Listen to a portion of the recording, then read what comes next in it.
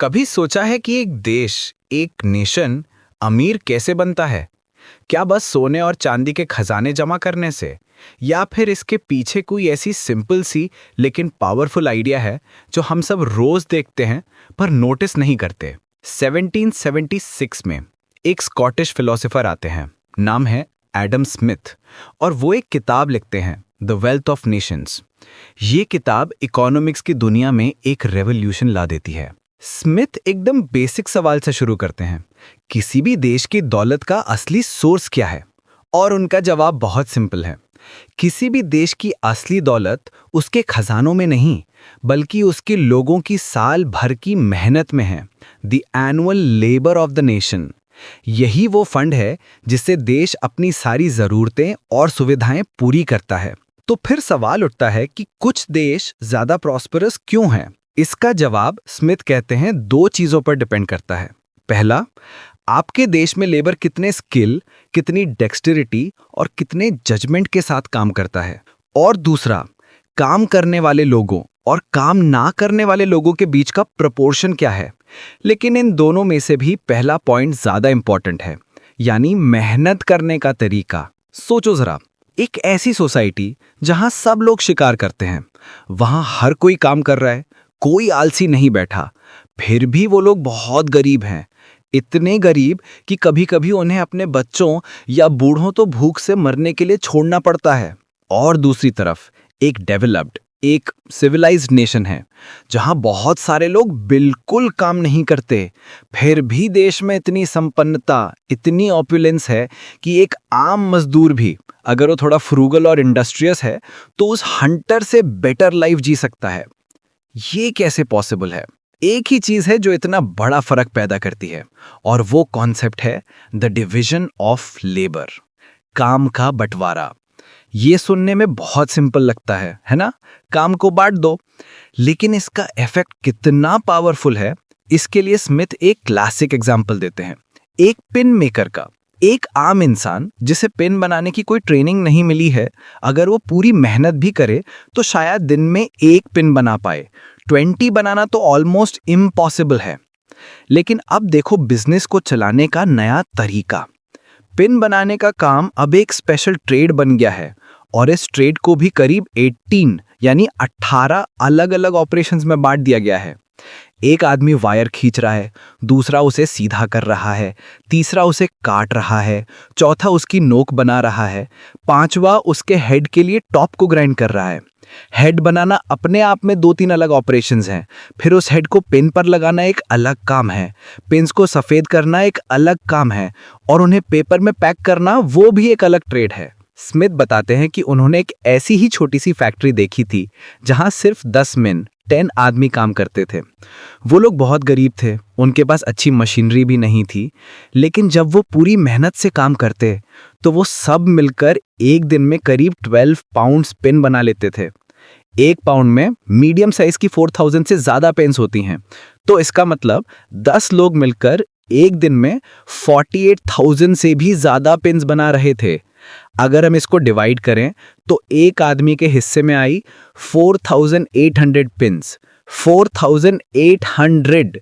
अगर वो हर रोज अपना काम अलग अलग करते तो वो शायद दिन में 20 पिन्स भी ना बना पाते। कहाँ एक इंसान दिन में एक पिन नहीं बना पा रहा था और कहाँ अब वो 4800 बना रहा है। ये है डिवीजन ऑफ लेबर का कमाल। ये कोई छोटा मोटा इंप्रूवमेंट नहीं है, ये एक प्रोडक्टिविटी एक्सप्लोजन है। हर आर्ट, हर मैन्युफैक्चर में जहां भी डिवीजन ऑफ लेबर को इंट्रोड्यूस किया जाता है, काम करने की पावर, प्रोडक्टिव पावर इसी तरह से बढ़ जाती है। तो आखिर इसके पीछे का सीक्रेट क्या है? ये अचानक से इतना ज्यादा काम कैसे हो जाता है? स्मिथ इसके 3 मेन रीजंस बताते हैं। पहला, to the increase of dexterity in every particular workman. जब आप एक ही काम बार बार सारा दिन सालों तक करते हो तो आप उस काम में माहिर हो जाते हो, आपकी स्पीड और प्रिसिशन दोनों बढ़ जाती है। एक कॉमन स्मिथ जो हथौड़ा चलाना जानता है, अगर उससे नेल यानी कील बनाने को कहा जाए तो वो दिन में 2 या 300 से ज्यादा नहीं बना पाएगा, और वो भी बहुत खराब क्वालिटी की। लेकिन एक लड़का जिसने बचपन से सिर्फ कील बनाने का ही काम किया है, वो एक दिन में 2300 से भी ज्यादा कीलें बना सकता है। ये है डेक्सटेरिटी का जादू। जादू। दूसरा रीजन है टाइम की बचत, the saving of the time which is commonly lost in passing from one species of work to another. जब आप एक काम से दूसरे काम पर स्विच करते हो तो टाइम वेस्ट होता है। एक वीवर जो खेती भी करता है उससे अपनी लूम से उठकर खेत तक जाने में और खेत से वापस लूम तक आने में टाइम लगता है। जब आप नया काम शुरू करते हो तो माइंड उसमें लगने में थोड़ा टाइम लेता है, लेकिन जब एक ही आदमी एक ही काम कर रहा है तो ये स्विचिंग का टाइम बच जाता है। ये छोटा सा टाइम जब मल्टीप्लाई होता है तो एक बड़ा डिफरेंस क्रिएट करता है। और तीसरा और शायद सबसे इंटरेस्टिंग रीजन है the invention of a great number of machines. जब आपका पूरा ध्यान सिर्फ एक सिंपल से ऑपरेशन पर लगा रहता है तो आप उस काम को आसान और तेज करने के नए तरीके सोचना शुरू कर देते हो। स्मिथ कहते हैं कि ज्यादातर मशीन्स जिनसे लेबर आसान हुआ है उन्हें आम वर्कमैन ने ही इन्वेंट किया है अपने काम को आसान करने के लिए। उन्होंने एक स्टोरी भी बताई है। पहले फायर इंजन यानी स्टीम इंजन में एक लड़का काम करता था जिसका काम था बॉयलर और सिलेंडर के बीच के वाल्व को पिस्टन के ऊपर नीचे होने के हिसाब से खोलना और बंद करना। उस लड़के को अपने दोस्तों के साथ खेलना पसंद था। उसने ऑब्जर्व किया कि अगर वो वाल्व के हैंडल से मशीन के दूसरे हिस्से तक एक धागा बांध दे तो वाल्व अपने आप बिना उसकी हेल्प के खुल और बंद हो जाएगा और बस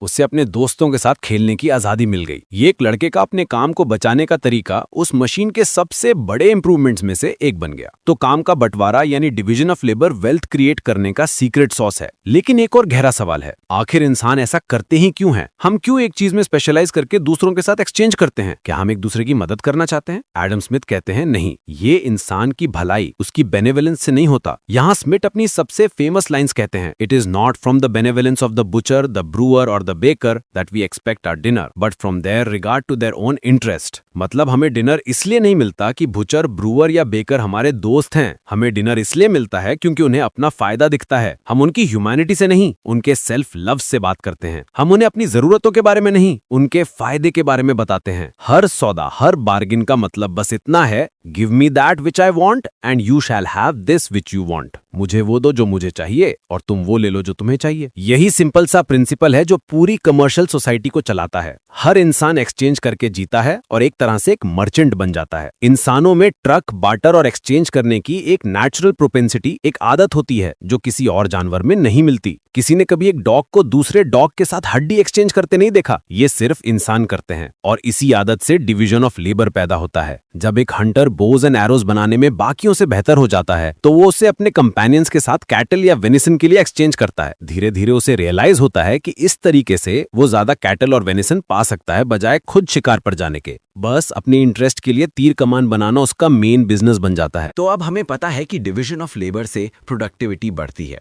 और इसके पीछे का ड्राइविंग फोर्स सेल्फ इंटरेस्ट है।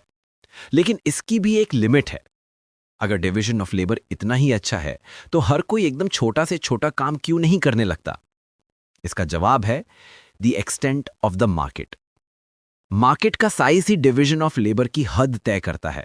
जब मार्केट बहुत छोटा होता है तो कोई भी इंसान पूरी तरह से एक ही एम्प्लॉयमेंट को नहीं अपना सकता, क्योंकि वो अपने काम का सरप्लस यानी जो उसकी जरूरत से ज्यादा है उससे एक्सचेंज नहीं कर पाएगा।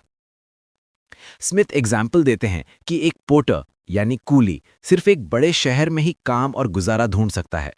एक गांव उसके लिए बहुत छोटा एरिया है। एक दूर दराज के स्कॉटिश हाईलैंड्स में हर किसान को अपनी फैमिली के लिए बुचर, बेकर और ब्रूअर सब कुछ खुद ही बनना पड़ता है। वहां आपको 20 माइल्स तक एक स्मिथ या कारपेंटर नहीं मिलेगा। मार्केट जितना बड़ा होगा, स्पेशलाइजेशन उतनी ही ज्यादा होगी। और मार्केट को एक्सपैंड करने का सबसे बड़ा जरिया क्या है? ट्रांसपोर्ट। स्मिथ के टाइम में वाटर कैरेज यानी पानी के रास्ते से ट्रांसपोर्ट लैंड कैरेज से कहीं ज्यादा एफिशिएंट था। वो बताते हैं कि लंदन और एडिनबरा के बीच 6 से 8 आदमी एक जहाज से उतना सामान ला ले जा सकते हैं जितना जमीन के रास्ते 100 आदमी और 400 घोड़े मिलकर लाते। इसीलिए इंडस्ट्री सबसे पहले समुद्र के किनारे या नेविगेबल रिवर्स के पास शुरू होती है, क्योंकि वहां उन्हें अपने प्रोडक्ट के लिए पूरी दुनिया का मार्केट मिल जाता है। तो पूरा सिस्टम ऐसे चलता है। सेल्फ इंटरेस्ट हमें एक्सचेंज करने के लिए मोटिवेट करता है। एक्सचेंज से डिवीजन ऑफ लेबर पॉसिबल होता है।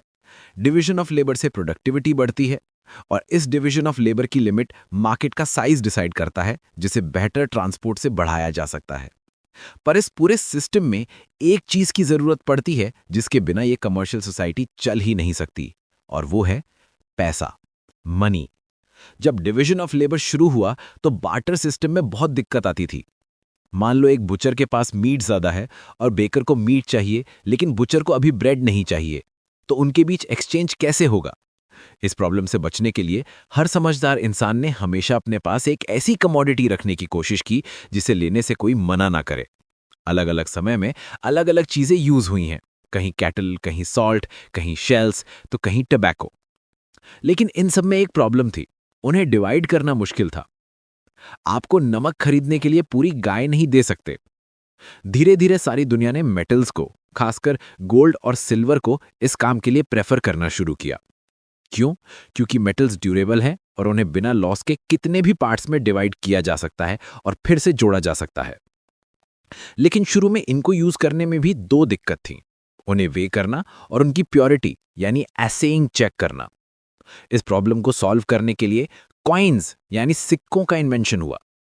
सरकारों ने मेटल्स के ऊपर एक पब्लिक स्टैंप लगाना शुरू कर दिया जो उनकी क्वांटिटी और क्वालिटी दोनों की गारंटी देता था।